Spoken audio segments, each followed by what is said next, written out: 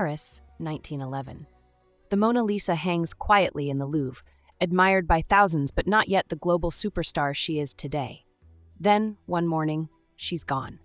That's right, the Mona Lisa has disappeared from the walls of the world's most famous museum, leaving the French capital stunned. No one has a clue where she went, who took her, or why. This was no small feat. We're talking about one of the greatest art thefts in history, and it seemed like it came out of nowhere. The police were at a loss. There were no leads, no fingerprints, nothing. Crowds gathered outside the Louvre just to see the empty space on the wall.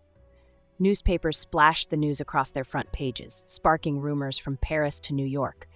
Was it the work of a criminal mastermind? An art lover gone rogue? The public's imagination went wild, and for weeks, the case was all anyone could talk about. Now, here's where our story takes an unexpected turn. While everyone in Paris was busy searching for clues, a man named Eduardo de Valfierno was quietly celebrating. Valfierno, a smooth-talking con artist from Argentina, was no ordinary thief. With a taste for the finer things and an eye for opportunity, he'd crafted a scheme so complex and so bold that it didn't actually need the Mona Lisa herself, just the idea that she'd been stolen. But how did he pull it off? Well, for that, we need to dive into the mind of a true trickster. Valfierno was a master conman who knew that wealthy art collectors wanted exclusive pieces, paintings they could brag about, pieces no one else could claim. But if there's one thing Valfierno understood, it was that owning an original meant nothing without a good story. And what better story than having the Mona Lisa stolen right out of the Louvre? To bring his vision to life, Valfierno enlisted Yves Chaudron, a master forger. Chaudron's job was to create 6 perfect replicas of the Mona Lisa, each identical in every detail. With these copies ready, Valfierno just needed one final ingredient: a buyer. But these collectors needed proof that they were getting the real stolen Mona Lisa, not just a copy. Valfierno knew exactly how to get them that proof. This is where Vincenzo Peruggia comes in. Peruggia was an Italian handyman with a deep sense of patriotism, convinced the Mona Lisa rightfully belonged in Italy. Valfierno played on that pride, convincing Peruggia that he could become a hero by returning the painting to its homeland. So, on the night of August 20th, 1911, Peruggia hid in a closet inside the Louvre. When the museum opened for maintenance the next morning, he stepped out, donned a white worker's smock, lifted the Mona Lisa from its frame, and carried her right out the door. As it turns out, Peruggia's theft was surprisingly simple. The Louvre was not heavily guarded, and Peruggia's insider knowledge helped him avoid suspicion. Once inside, he simply walked up to the painting, which was fastened with only a few bolts and a wooden brace.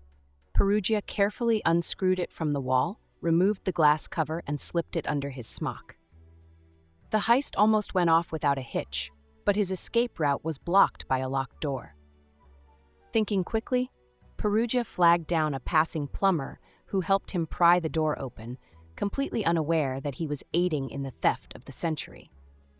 Now, you'd think someone would notice a missing Mona Lisa, right? But the Louvre staff assumed the painting had been removed for cleaning or photography. It wasn't until the next day, 26 hours later, that they realized the Mona Lisa was gone. In that time, Peruggia had hidden the painting under his bed in a small apartment, waiting for the right moment to fulfill his patriotic mission. Meanwhile, Valfierno was already busy selling his fakes, each to a different buyer, claiming they were getting the one and only stolen Mona Lisa. Thanks to the public frenzy, buyers were convinced that they were purchasing the authentic piece, stolen from the Louvre and kept hidden by connections Valfierno claimed to have. One by one, the replicas changed hands, making Valfierno a very rich man. With 6 original Mona Lisas circulating among his buyers, he had no need for Peruggia or the real painting anymore.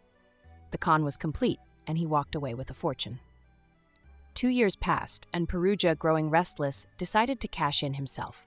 He contacted an art dealer in Florence, Alfredo Geri, under the alias Leonardo Vincenzo, claiming to have the Mona Lisa and wanting compensation for restoring her to Italy. Geri, suspicious but intrigued, called in Giovanni Poggi, director of the Uffizi Gallery. Upon examining the painting's unique Louvre markings, they realized it was indeed the original. They played along, promising to authenticate the piece. When Perugia returned, he was greeted by the police and promptly arrested. At his trial, Perugia became an unlikely hero, seen by Italians as a patriot who had stolen the Mona Lisa for his country.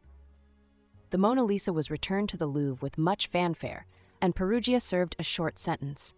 As for Valfierno, he was never connected to the crime. His buyers kept quiet, unwilling to admit they'd been scammed. Valfierno disappeared into history with his fortune intact, leaving us with one of the boldest, most mysterious tales in art history. And there you have it. Not just a heist, but a heist that used the world's most famous painting as bait. So, was Eduardo de Valfierno a genius or just the world's luckiest conman? Let us know what you think in the comments below. And remember, truth really is stranger than fiction. Thanks for watching Talescape. If you love stories of hidden treasure and unsolved mysteries, make sure to subscribe.